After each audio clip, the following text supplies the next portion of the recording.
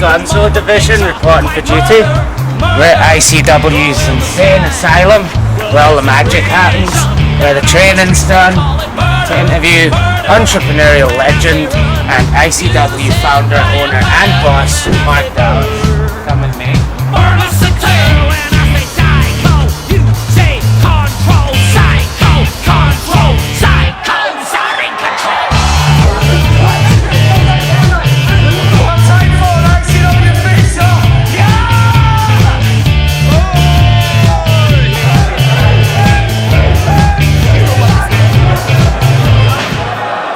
So what do you look for in a potential ICW wrestler? It could be a number of different things. You need to be charismatic. I don't know, just need to have some heart, something different about you. Back a year ago, every wrestler just wanted to be the tough guy. You know what I mean? It was like, if you want to be a tough guy, Stone Cold's tougher than you. So you're just joining this big long queue. What are you doing? Be something else. So wrestling now has kind of went back to, no entirely it's kind of evolved, but back in the good old days, the 80s or what you call it, where they were more charismatic and more different characters. Now people are a lot more willing to be different characters. It's not just everybody wants to be the guy that kicks everybody's arse and battles the boss. And that. It's like, if you want to be the tough guy, you're just a drop in the ocean, aren't you? You know what I mean? Like, I bet I can name 10 guys tougher than the guy who wants to be the tough guy. And it's like, so why are you trying to be a tough guy when you're going to look 10 times worse than these 10 guys? Go and do something that you excel at. So try and find something, maybe you're good at skateboarding, as daft as that sounds, and you could skateboard to the ring. See, you could, that might look bagging, it might fall on its arse. But you know what I mean? It's just, it's weird, the things that take off, things that, you know, don't. But I'm just looking for so originality is important. Aye, something to make you stand out. It's like the travelling freak show, innit? When we roll travelling circus of insanity. That's it, mate. when we go through when we go anywhere, to a club or a pub or whatever, when we walk in the door, I want people to go, who the fuck are they? And I love it when we're on tour and it's this mishmash of big characters that all look like they would never hang out together, but we're all together and every one of them is drunk. And it's like, that's cool. That's shit we love for, man. But that's what wrestling should be. It should be, oh my god, look at these guys, because then you want to go and see them. And so something different. And so what about when you're choosing a champion? What do you look for in that? Is it the same kind of thing? Somebody that sells tickets, somebody that the crowd actually like.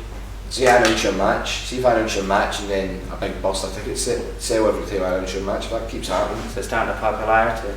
A lot of the time, it should be. I suppose it makes sense. Aye, but then there's other elements in all. It needs to be somebody that's a team player. It needs to be somebody that's willing. You know what I mean? Because there's a lot of work that comes with being a champion. You need to go and do like interviews and all these different things that you otherwise wouldn't need to do. So there's a lot of burden in it, a lot more work to be the champion.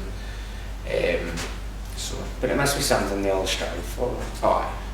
And it's very competitive. There's a lot of people in there that want to be the champion. But we've got a really good team sort of environment going on at ICW now backstage.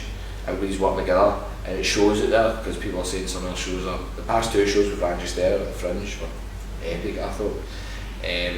Sold out the Fringe 3 years in a row? Aye. 3 years in a row. Right. So you must have seen quite a few injuries in your time. What's been some of the worst? Oh fuck, man. Like, I don't know. There's just so many. There's ones that happen that, like last week, like one of the boys broke his leg for just jumping off the apron. Yeah. Like, so you'd be surprised at the things that actually injure people that aren't even that visually horrific. You know what I mean? It's like the smallest things. It always tends to be something stupid they get injured. But I have seen some pretty horrific injuries, man. Like an injury that I don't like talking about happened to my mate Whippy. He I was with a guardrail, it was fucked up, man, we fell out.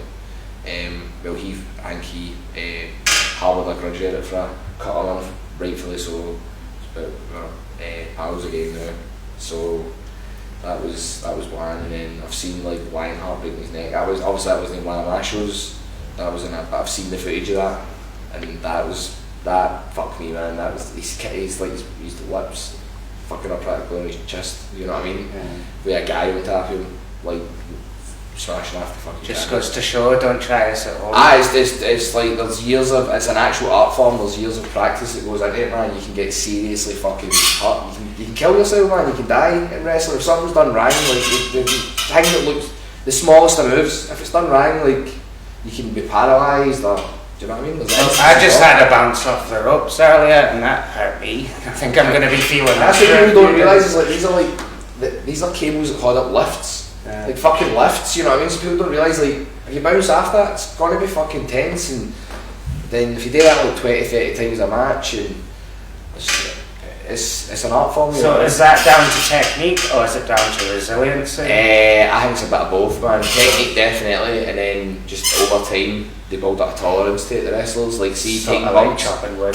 Aye, so it's like if they've no took a bump in a while, they're a bit rusty and they go and take a bump, it'll hurt a lot more, but if they've been taking bumps all the time, it's no money. I don't know if it didn't get hurt as much, or they just, it's a bit more numb, you know what I mean? I don't know, but that's maybe a better question for a wrestler, do you know what I mean? They'd be the ones to ask that one, but it's technique and resilience is definitely a part of it. What's one of your most memorable ICW matches that you've put on? Oh, it's hard, man. Even just recently, maybe? No, like, for recent times I would say the Drew Galloway Jester match. There's a lot of tension in that, real tension. It's in the second documentary. There's bits of a storyline, if you call it that, but there's definitely a real air of tension there about the title change and stuff, and it showed in the match that they had. Their friendship after it was obviously stronger in real life, but aye man, they battled fuck each other in that match. So, but then it was just sold at Barrowlands and all these like amazing things, do you know what I mean? So that was like a big night on. So that was the most memorable match for recent times. The most memorable match ever for me probably was Apollo 23, which used to be next to Walkabout. It was a wee club down the stair, they would have jonglers and stuff on it. And we had got a TV deal on this wee shite Sky channel called My Channel, right? Wasn't getting paid any money for it. They just phoned me and said, "Do you want to be in the telly?" I was like, "Aye," but we had like shit wee cameras and that. It was mental, right? It was fucking weird. I had a TV show on Sky, right? But I had a mattress on the floor at the time, do you know what I mean? So I was like, I thought when I was on the telly, some cunt had handed me 2 big sacks of cash. Remember that bit The Simpsons? You've done it again. And it gets 2 big sacks of cash, but that never happened, man. So we've got to be doing our first taping, so it's like 8 matches. So it's 2 matches per taping. It's an hour long show, 45-minute episode with adverts. So right, we get a match 7. It's Whiplash's first match. He's doing his new transvestite character, and he comes out and they do a running bulldog, him and Jester, and they say, just one of the 3 kings, the ring buckles, man. Something happens, a beam snaps, the ring fucking folds in the way, right? And it's like the ring's fucked, man. And we had to tape 1 more match to get these 4 shows in, or we're not getting this show on the telly, and we're fucked, man. So you made it a false count anyway?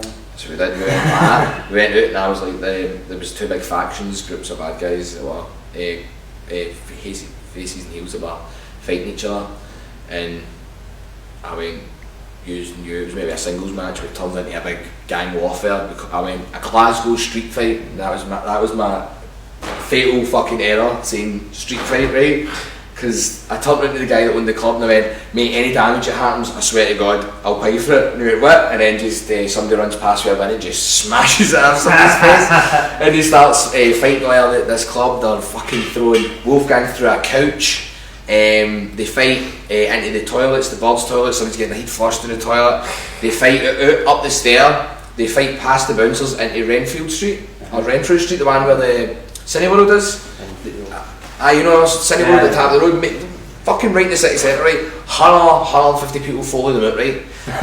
He throws them against a first bus that's moving, right? Somebody else gets suplexed into one of the big Glasgow City Council fucking signs that tell you all the sites and all that. Fucking, they fight into Cineworld, right? The bouncers for Cineworld shite it, run out the other door. The bird behind the counter phones the police, right? Fucking, they fight back inside. 2 riot vans show up, right? I'm inside, I'm like, "Oh no, I've got a day." We finish the match, I grab all the tapes like it's like drugs or something, feed it to a guy and I go, "Run to my house and drop the tapes off now." He runs, man. I change all the tapes to blank tapes, right? Just in case the police are going to take the tapes off us. Turns out they came, they were actually really sound, but because one of them was a wrestling fan, that's what it is. So they were just I was like, oh fuck, I'm getting done here, the way they were talking and all, I'm like, fuck man. I just had about 200 people pile into the middle of in the middle of the road, screaming and all that, people running out of Cineworld. Charged with inciting a riot. It was the thing that made us, it ended up being the thing that made us though, because the next day it's like, this club wants to talk to you, that club wants to talk to you. I was like, oh my god, maybe every cunt's pissed at me, but then it was like, do you want to do a show here, do you want to do a show here, do you want to do a show here? And then that was the match that sort of made everybody go, well, on a smaller scale than well now, but it made everybody go, who the fuck are these guys, man, what is this? That's a brilliant story. We've had the polo shot a few times, man. There's been five riot bands and a police helicopter, and that's true. We were filming a thing near a helipad, and we had me and Grado get battered, and we had a thing where I got dragged him on and he crushed in the door, and it looked that real that somebody at the helipad had radioed, and obviously the helicopter can go there, but the helicopter came down specifically because they thought some mad gangsters had bounced at a big jeep and were crushing a guy's heating a door. And if you watch the clip back, with me and Grado in it, you can't see the helicopter, but if you're listening in the background you can hear a helicopter, and that's the police helicopter landing at the helipad to get us out of trouble. You wouldn't see that kind of stuff in the WWE. Oh, what do you fuck?